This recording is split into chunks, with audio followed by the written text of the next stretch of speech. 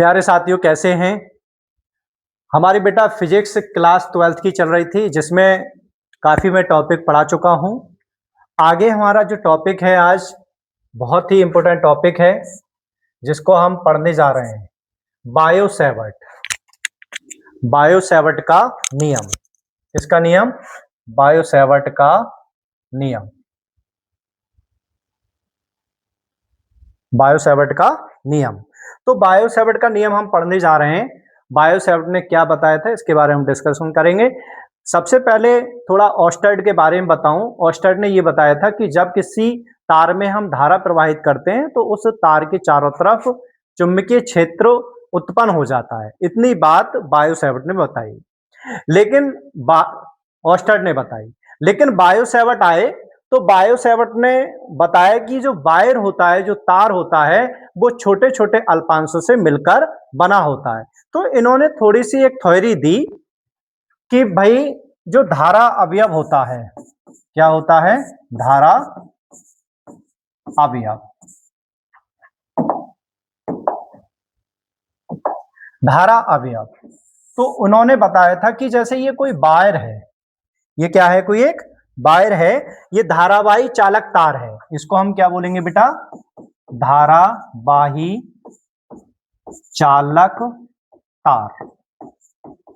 अब इस चालक तार में क्या बह रही है? I एम्पियर की धारा बह रही है। और इन्होंने बताया था कि ये जो वायर होता है, ये छोटे छोटे अल्पांशों से मिलकर बना होता है। इस तरह से छोटे छोटे अल्पांशों से मिलकर बना होता है, और प्रत्येक अल्पांश की लंबाई इन्होंने कितनी बताई थी? dl बताई। कितनी बताई थी? प्रत्येक अल्पांश की लंबाई कितनी बताई थी? dl बताई थी। शॉर्ट लेंथ dl है। तो इन्होंने ये बताया था धारा अवयव के बारे में कि जो धारावाही जो चालक तार है, और धारावाही चालक तार के किसी भी अल्पांश की लंबाई और उसमें बहने वाली धारा, किसी अल्पांश की लंबाई dl और उसमें बहने वाली धारा के गुणनफल को ही क्या कहते हैं? हम धारा अवयव कहते हैं। क्या कहते हैं? धारा अवयव कहते हैं। तो बायो-सैवर्ट का नियम समझने से पहले हमको धारा अवयव के बारे में पता होना चाहिए कि धारा अवयव क्या होता है। तो मैं समझता हूं ये बात आपको क्लियर हुई होगी कि ये जो धारावाही चालक तार है, इस धारावाही चालक तार के अल्पांश की जो लंबाई dl है, तथा उसमें बहने वाली धारा का जो गुणनफल होता है, उसी को हम धारा अवयव कहते हैं। उसी को हम क्या कहते हैं? धारा अवयव कहते हैं। तो इतनी बात आपको क्लियर हुई होगी कि धारा अवयव होता क्या है। ठीक है, अब हम पहुंचते हैं बायो-सैवर्ट पर। बेटा बायो-सैवर्ट ने क्या बताया था? बायो-सैवर्ट ने बहुत सारे प्रयोग किए, और ये प्रयोग किए थे 1820 में। किसमें प्रयोग किए थे? 1820 में। बायो तथा सैवर्ट दो साइंटिस्ट थे, जिनको सीधा सीधा बोल दिया जाता है बायो-सैवर्ट। बायो तथा सैवर्ट ने 1820 में प्रयोग किया, और विभिन्न प्रयोगों द्वारा, कितने प्रयोग किए? बहुत सारे प्रयोग किए। और उन बहुत सारे प्रयोगों से यह पता चला कि किसी धारावाही चालक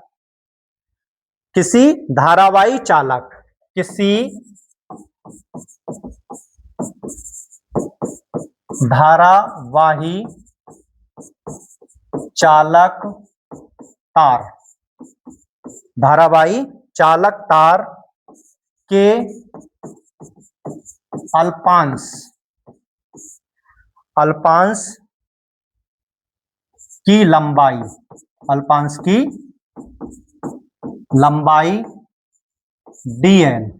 की लंबाई dl में बहने वाली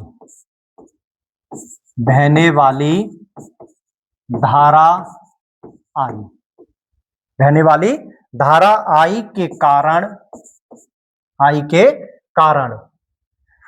r दूरी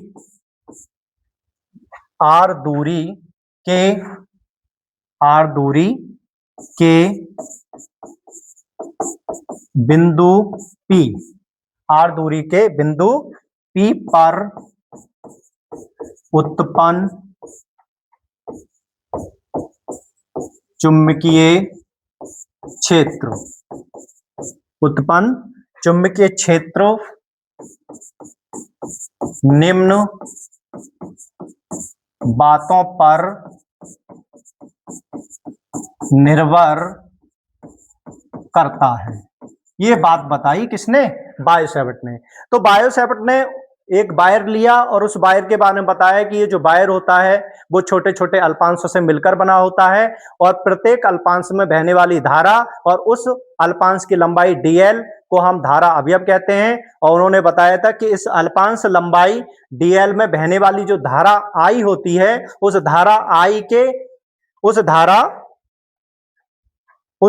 I के कारण, बेटा यहां पर रह गया, धारा I के कारण, धारा I के कारण r दूरी पर स्थित बिंदु, r दूरी पर, रुको एक सेकंड, r दूरी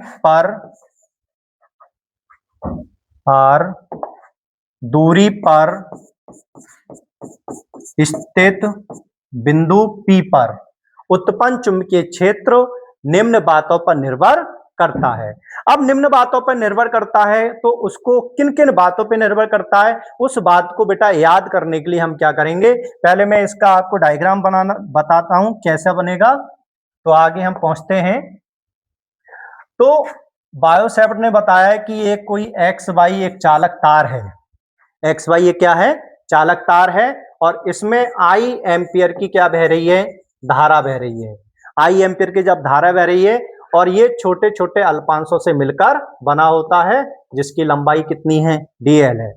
इस वायर से r दूरी पर एक पॉइंट क्या होता है? P होता है, जिस पर हमें चुंबकीय क्षेत्र उत्पन्न करना है। अब ये चुंबकीय क्षेत्र निम्न बातों पर क्या करता है? निर्भर करता है। ये एंगल बन जाएगा। किन किन बातों पर निर्भर करता है बेटा? उस बात को याद करने के लिए मैं आपको एक ट्रिक बताता हूं। उस बात को याद करने के लिए हम क्या बताते हैं? एक ट्रिक बताते हैं। ट्रिक आपको याद रखनी है, बिल-सर टू। क्या याद रखना है? बिल-सर टू।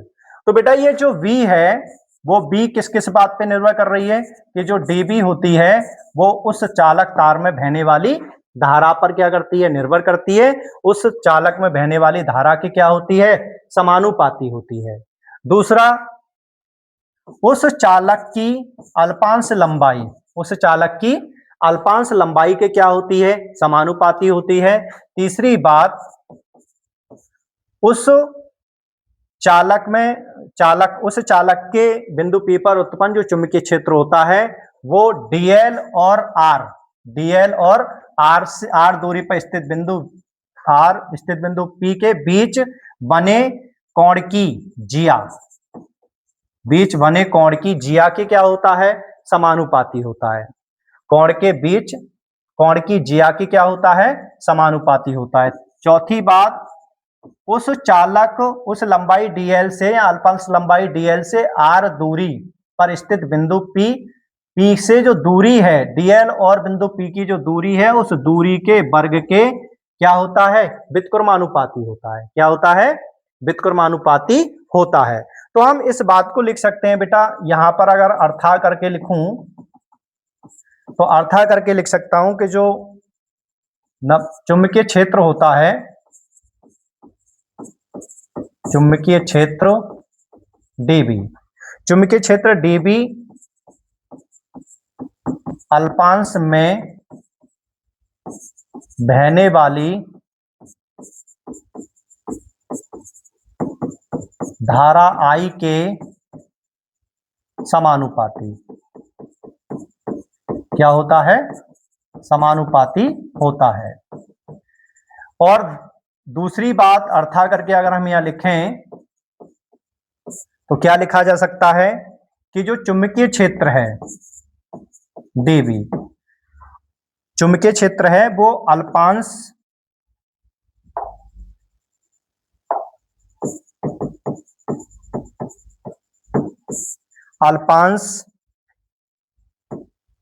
की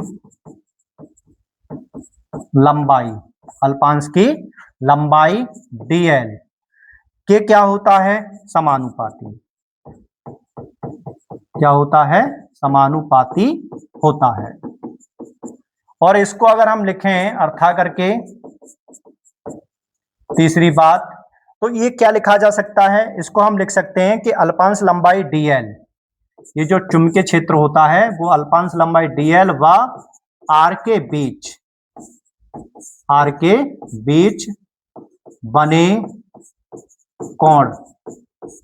बने कोण की जिया को बोलते हैं बेटा साइन थीटा। जिया के क्या होता है, समानुपाती होता है। क्या होता है, समानुपाती होता है। चौथी चीज, इसको अगर हम अर्था करके लिखें तो इसका मतलब क्या है, इसका मतलब यह है कि जो चुंबकीय क्षेत्र है, वो चुंबकीय क्षेत्र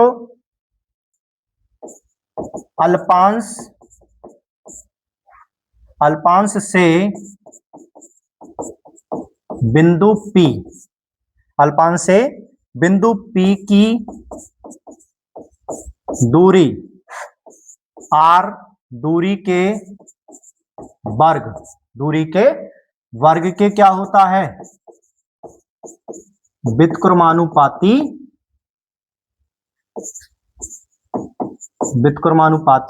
होता है। ये आपकी 4 समीकरण हो गए। तो आप इस तरह से आप इनको लिख सकते हैं। अब हम क्या करेंगे कि जो चारों समीकरण है बेटा, उन चारों समीकरणों को क्या करने पर, चारों समीकरणों को मिलाने पर, क्या करने पर, मिलाने पर, जब मिलाएंगे तो क्या बनेगा, dB अनुक्रमानुपाती I dl sine theta upon r square. जैसे ही अनुक्रमानुपाती का चिन्ह हटाते हैं तो एक बेटा कांस्टेंट राशि आ जाती है, mu naught upon 4 pi I dl sine theta upon r square. ठीक है। अब यहां पर इसकी जो वैल्यू होती है, इसकी वैल्यू हम ये भी लिख सकते हैं 10 की घात -7 I dl sine theta upon r square. लेकिन अगर हमसे सदिश रूप में पूछे, कौन से रूप में पूछे, सदिश रूप में, तो बेटा सदिश रूप में हम इसको कैसे लिखेंगे, b वेक्टर बराबर 10 की घात -7 I dl साइन थीटा, और बेटा इसमें हम r की गुणा कर लेंगे और r की ही क्या करेंगे, भाग करेंगे। जैसे ही हमने r की गुणा की और r की भाग की तो हम इसको लिख सकते हैं db वेक्टर बराबर mu naught upon 4 pi I। ठीक है। अब यहां पर क्या होगा कि इसको हम लिख सकते हैं dl cross r vector upon क्या, r की घात 3, क्योंकि आपने एक स्केलर वेक्टर पढ़ा है। इस वेक्टर फॉर्म क्या होती है, वेक्टर फॉर्म आपने पढ़ी होगी, a vector cross b vector बराबर कितना होता है, a और b साइन थीटा। तो इसी प्रकार हमने भी क्या लिखा है कि जो r था, r dl sine theta, r dl sine theta, r dl sine theta को हम क्या लिख सकते हैं,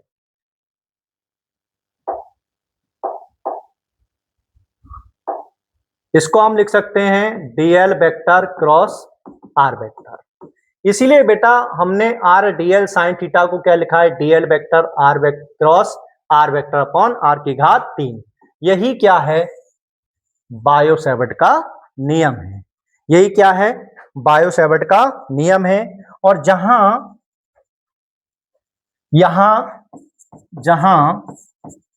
म्यू नॉट अपॉन 4 पाई, कौन सा, म्यू नॉट अपॉन 4 पाई को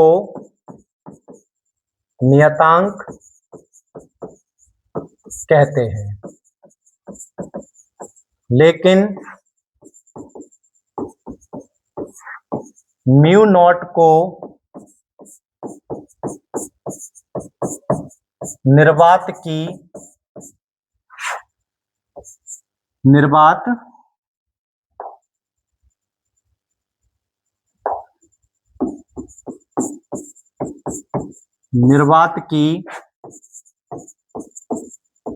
चुंबकशीलता कहते हैं।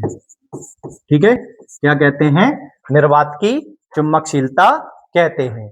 तो ये बेटा इस तरह से बायो सैवर्ट ने अपना फार्मूला दिया था, क्योंकि ऑस्टर ने ये नहीं बताया था कि किसी चालक तार के चारों तरफ कितना चुंबकीय क्षेत्र क्रिएट होता है, कितना उत्पन्न होता है, तो उस बात को ये क्लियर नहीं कर पाए। लेकिन ऑस्टर ने आके बताया कि जब किसी चालक तार में धारा प्रवाहित होती है तो उस चालक तार में उस चुंबकीय क्षेत्र का परिमाण निकालने के लिए उन्होंने एक फार्मूला ड्राइव किया, और जो कि आपके सामने ये फार्मूला इसका है।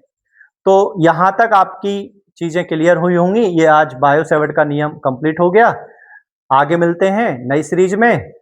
थैंक यू, धन्यवाद।